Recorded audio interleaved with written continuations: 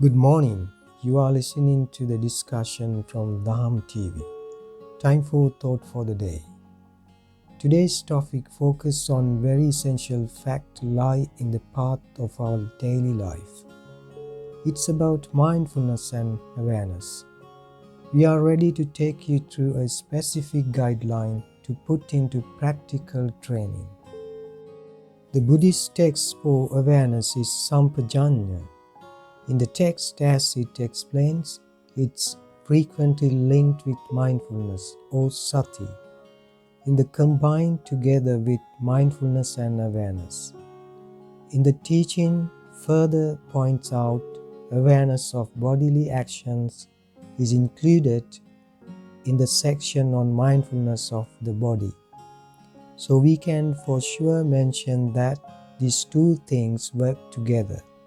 While it is not different from mindfulness. Remember, awareness is rather more specialized in meaning. Mindfulness is general recollectedness, not being scattered brain. Whereas awareness is more precisely keeping oneself under constant observation, not letting one's actions or thoughts or feelings, etc. pass unnoticed. Here to begin with three methods to indicate the scope of the practice of awareness in the Buddhist teaching. In the first place, how does a monk practice awareness? In walking, he trains awareness. In looking ahead and looking aside, he trains awareness. In bending and stretching, in using ropes and bowl, in eating, drinking, chewing, and tasting, sleeping, walking, speaking, and being silent, he practices awareness. In the second place, when developed the concentration and developed much of in this way, that leads to mindfulness and awareness. And he focuses on further understanding of inner mental constructions, feelings, perceptions, and thoughts. He knows feelings as they arise. Feelings are known as they endure. Feelings are known as they vanish. He applies equal attention to other two rest of aspects. Example, perception and thoughts respectively. In addition to that, he places his attention to stay in mindfulness to keep in touch with his bodily behavior. He is mindful as he walks, he is mindful as he stands, he is mindful as he sits, he is mindful as he lies down, he is mindful as he sets to work. This is a mood of recollection. When developed, the training much of this way leads to mindfulness and awareness. The next thing is to sort out verbal confusion. When our actions become habitual, we tend to do them without thinking about them. They become automatic or spontaneous. Scratching one's head or blinking one's eyes, for example. We commonly call these unconscious actions, and this usage is followed by psychology and science generally. But this is misunderstanding. Strictly speaking, no such thing as an unconscious action. Buddha defines action, karma, as intention, cetana, and there is no intention without consciousness. And consciousness action is no action at all.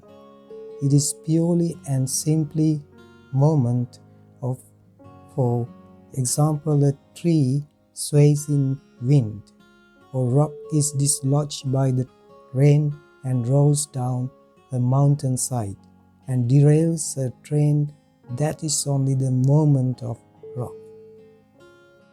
In Buddha's teaching, all consciousness is action by mind, voice, or body, and every action is conscious, but this doesn't mean that every action is done in awareness. Indeed, what commonly called an unconscious action is merely a conscious action that is done not deliberately, that is done unawares.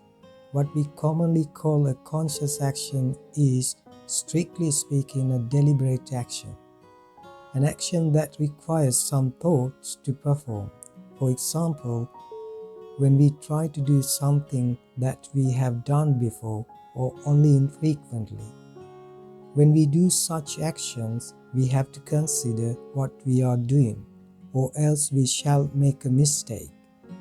And it is this considering what we are doing that establishes awareness.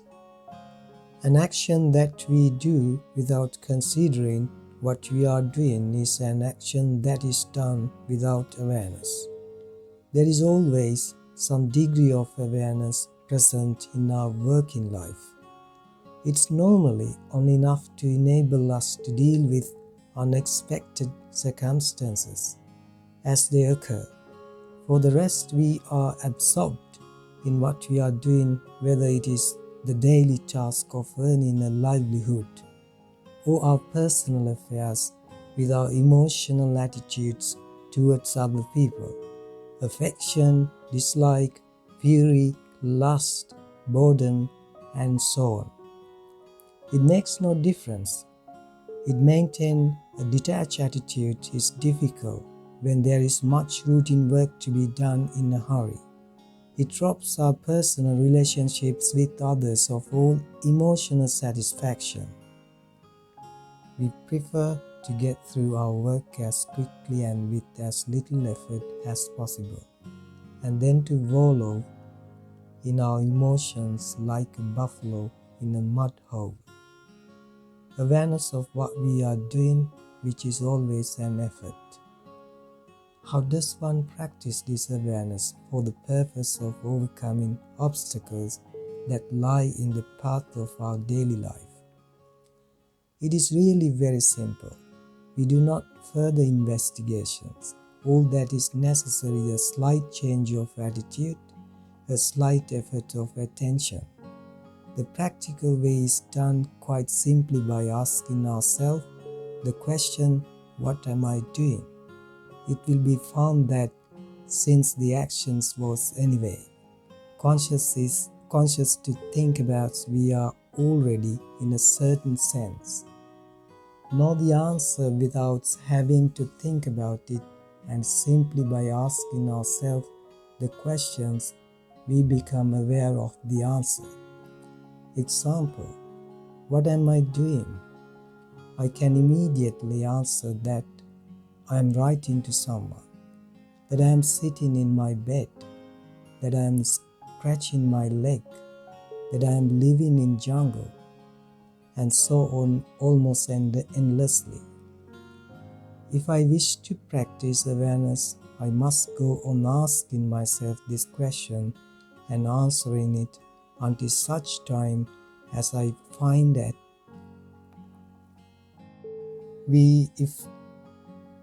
If I wish to practice awareness, I must go on asking myself this question and answering it until such time as I find that I am automatically the question without having to ask it. The similar considerations will of course apply to awareness of feelings, perceptions, and thoughts. If we need to accept things that we really cannot change, however, the negative aspects arises. When we mistakenly believe we are powerless to handle or improve the circumstances in which we find ourselves. When we go somewhere, my memory is going to go with me. So it's time to be aware of what we are doing, speaking, thinking. If one really determined to make an effort, a great great deal can be done towards remaining intelligent at the time of one's death, but I don't suppose that it is very easy unless one has already made a long habit of mindfulness. Do not forget, it's only at this point that the Buddha's teaching begins to be intelligible. Buddha's teaching is seen to be not a mere matter of choice, but a matter of necessity. It's time to end off. So we will meet you again in the next episode. Until then, have a very pleasant day.